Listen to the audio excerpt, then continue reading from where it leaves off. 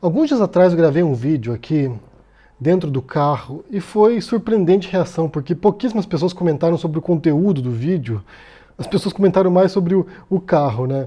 Perguntando se era um Mustang de papelão, se era um Mustang fake Tupiniquim. Mas a gente percebeu no cenário diferente, que foi excepcional, porque eu não teria como gravar aquele dia de manhã em casa, então eu gravei no carro.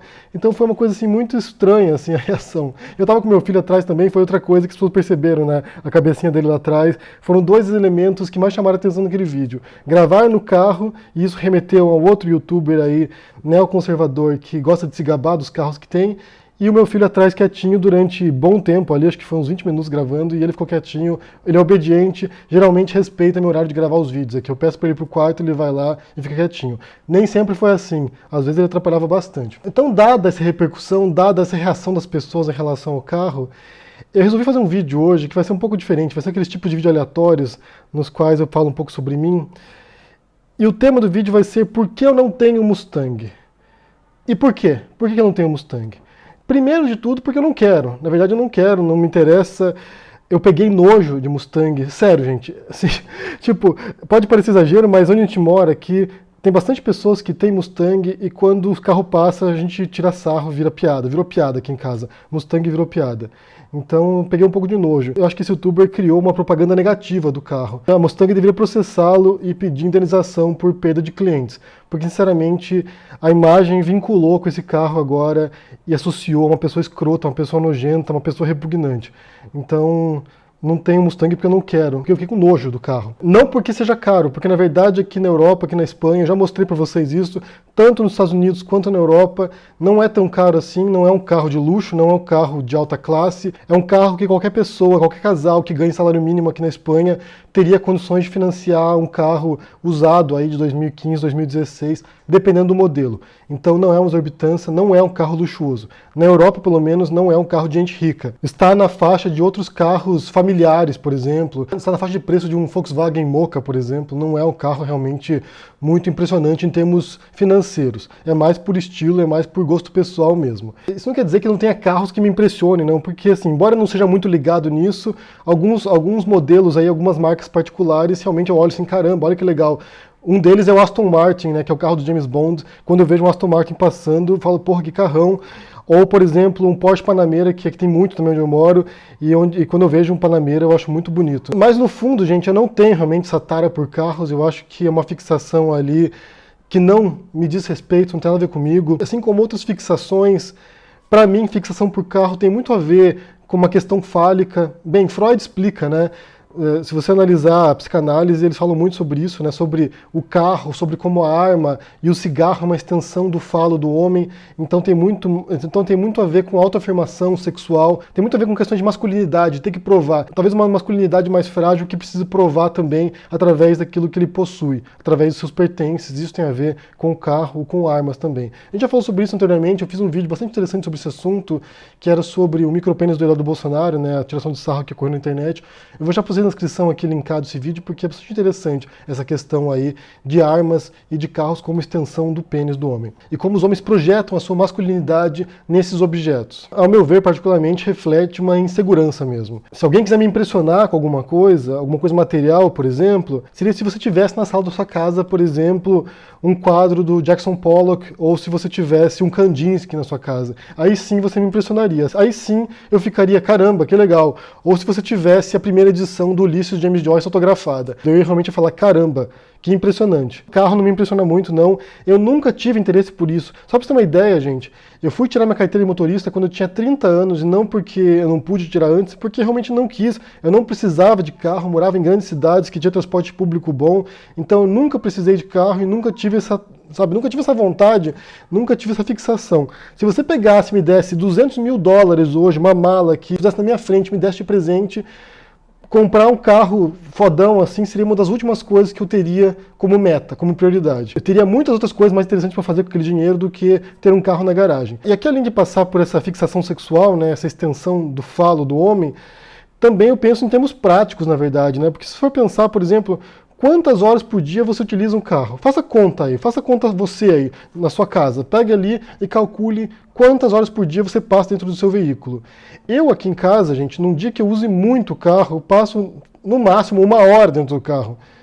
Então, assim, gastar 100 mil dólares ou 100 mil reais para um carro, para mim é um desperdício de dinheiro por algo que você vai usar tão pouco assim, isso vai ter mais para ostentar para os outros, provar para os outros que você é rico, é fodão, sabe? Então eu não tenho realmente essa preocupação.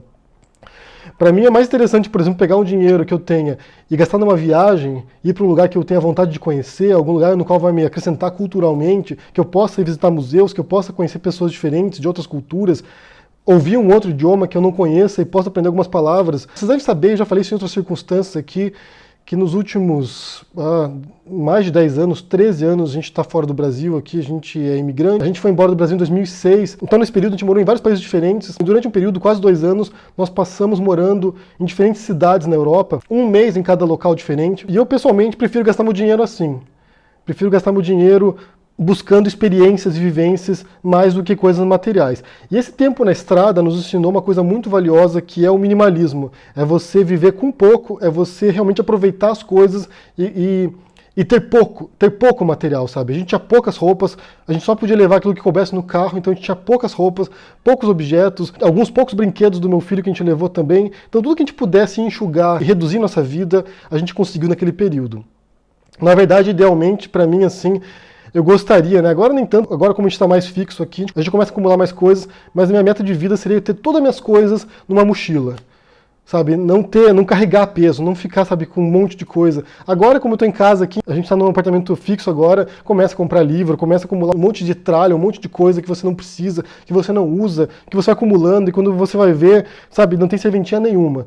Então as pessoas gastam muito, sabe, em consumir, em ter objetos e deixam de valorizar, o que pra mim, pelo menos, né, porque talvez pra você sejam outros valores, mas pra mim aquilo que realmente importa na vida, que é a vida mesmo, né? É você viver, é você ver as coisas, é você, sabe, conhecer o mundo e não ficar dentro de casa filmando com um carro atrás para mostrar que você tem dinheiro. Então a grande lição que eu extraí nesse tempo na estrada foi justamente isso, que a gente não precisa de tanto. A gente não precisa de tantos objetos, a gente não precisa de tantas roupas, a gente não precisa de tantas coisas nas nossas vidas. E quando a gente pensa na história da humanidade, né, a longa trajetória da humanidade, nos seus mais de 100 mil anos de existência enquanto espécie humana, bem mais provavelmente, o que a gente observa é que durante boa parte da história da humanidade, o ser humano sempre viveu com pouco.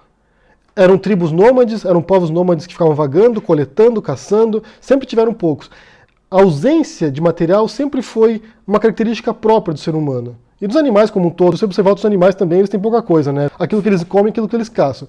E a gente só vê essa abundância de objetos materiais de 200 anos para cá, para a maior parte das pessoas. Porque em boa parte da história da humanidade, as pessoas foram pobres, tinham poucas coisas, e talvez em certo sentido fossem até mais felizes. Tem um livro muito interessante que eu já mencionei aqui alguns anos atrás, que é o Sapiens, que é o livro do Yuval Harari, e ele fala sobre essa troca que o ser humano fez, né? Quando teve a Revolução Agrária, que passaram de ser povos nômades para povos sedentários que plantavam, que aravam um campo.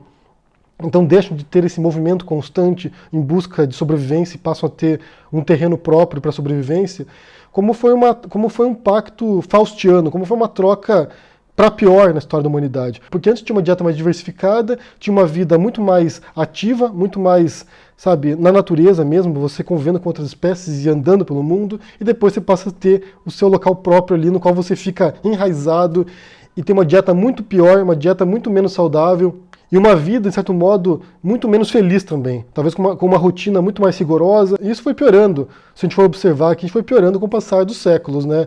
Eu acho que a Idade Moderna, por exemplo, a qualidade de vida das pessoas piorou radicalmente em termos de felicidade, em termos de bem-estar. Tanto que hoje em dia, o mal da humanidade, talvez a doença que mais aflige a humanidade, seja a depressão. Porque realmente os seres humanos se desconectaram de uma série de valores, uma série de hábitos, uma série de práticas que a gente tinha ao longo de centenas de milhares de anos e que se perdeu ao longo desse período. Se perdeu com a modernização. E a felicidade certamente não está em ter coisas.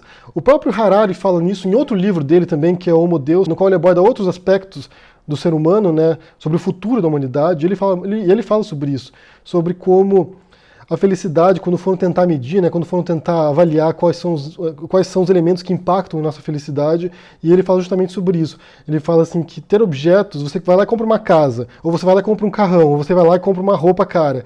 Isso te dá um pico de alegria, um pico de satisfação, que depois desaparece, porque você teve aquele prazer da compra, e depois você se habitua com aquilo lá e nunca mais presta atenção naquilo, nunca mais dá valor àquilo, já não se satisfaz mais como foi naquele momento da compra específica. Em comparação, outros valores, né, outras práticas diárias, como nossas amizades, como nossa família, como as pessoas que a gente está próximo, que a gente ama, que nos amam, isso nos dá muito mais satisfação diariamente. Fazer algum exercício ou fazer algum hobby que você gosta, tocar algum instrumento, isso vai te dando um prazer que é prolongado.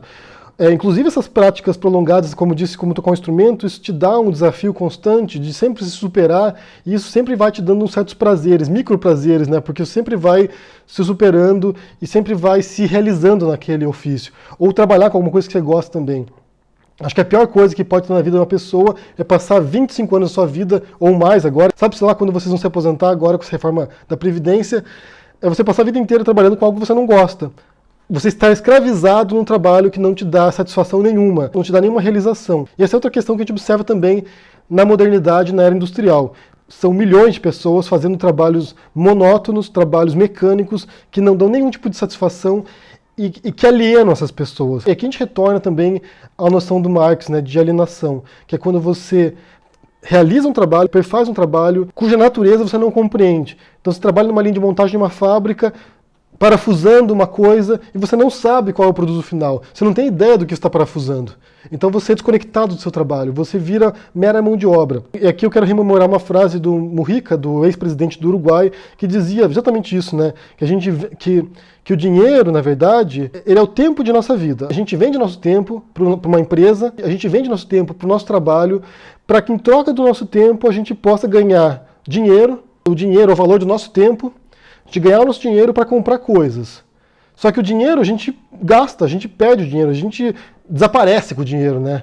Vocês sabem, né? Você recebe o salário desaparece. E a gente pode recuperar o dinheiro, a gente pode trabalhar mais, recuperar dinheiro, a gente pode recuperar esse dinheiro. Só que o tempo de vida a gente nunca vai recuperar. O tempo que a gente gasta tentando ganhar dinheiro para comprar coisas, a gente jamais vai recuperar. E a nossa vida, quando a gente nasce, no momento que a gente já nasce com o pêndulo da morte sobre nossas cabeças. A nossa vida é um caminho até a morte. E esse tempo que a gente tem até lá é o que vale. É o que vale. Aí você vai decidir o que você vai fazer com esse tempo.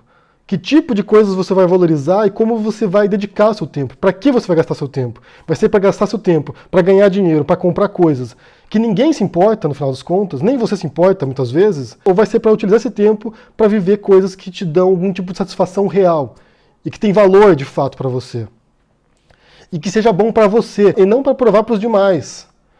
Porque o que eu vejo, muitas vezes, nessa ótica do consumismo, de ter roupa de marca, de ter carrões caros, de ter óculos de marca, de ter alguns itens que são puramente para ostentação, é que você quer provar para os outros que você é bom.